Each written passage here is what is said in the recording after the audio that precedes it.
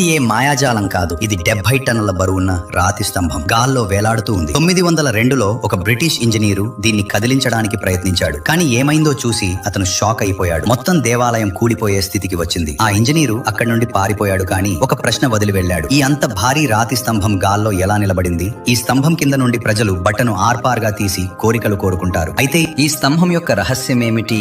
ఈ రహస్యం యొక్క మొదటి ఘట్టం మనల్ని రామాయణ కాలానికి తీసుకెళ్తుంది. ఇదే ఆ పవిత్ర భూమి. ఇక్కడే సీతమ్మను రావణుని నుండి రక్షించడానికి ప్రయత్నిస్తూ గాయపడిన జటాయువు తన చివరి శ్వాసతో పోరాడుతుండగా శ్రీరాముడు చూసి అతనికి మోక్షం ప్రసాదించాడు. అప్పుడే తెలుగులో లేపక్షి అన్నారు. ఆ దివ్య సంభాషణ నుంచే ఈ ప్రాంతానికి లేపాక్షి అనే పేరు వచ్చింది. కానీ ఆశ్చర్యం ఏమిటంటే ఈ దేవాలయం శ్రీరాముడిది కాదు, భోళా శంకరుని అత్యంత క్రోధమయమైన శక్తివంతం రూపమైన వీరభద్రుడికి అంకితం చేయబడింది. 16వ శతాబ్దంలో శివుని ఆ మహాశక్తి రూపాన్ని ఆరాధించేందుకు ఈ ఆలయం నిర్మించారు. దేవాలయం దగ్గరలోనే ఒకే రాతి గట్టును చెక్కి రూపొందించిన 27 అడుగుల పొడవు 15 అడుగుల ఎత్తుగల భారతదేశంలోని అతిపెద్ద నంది ఉంది. మరియు దేవాలయం లోపల మహోత్కృష్టమైన నాగలింగం ఒకే రాయితో చెక్కబడి ఉంది. దాని శిల్పులు కేవలం 1 గంటలోనే తీర్చిదిద్దారని అంటారు. ఇక్కడి దగ్గరలోనే ఉన్న విశాలమైన పాదముద్ర ఏ ఋతువులోనైనా రహస్యంగా నీటితో నిండి ఉంటుంది. ప్రజలు దీన్ని స్వయంగా శివుడి పాదంగా భావిస్తారు. శివ భక్తులందరూ కామెంట్ లో హర హర మహాదేవ్ తప్పకుండా రాయండి.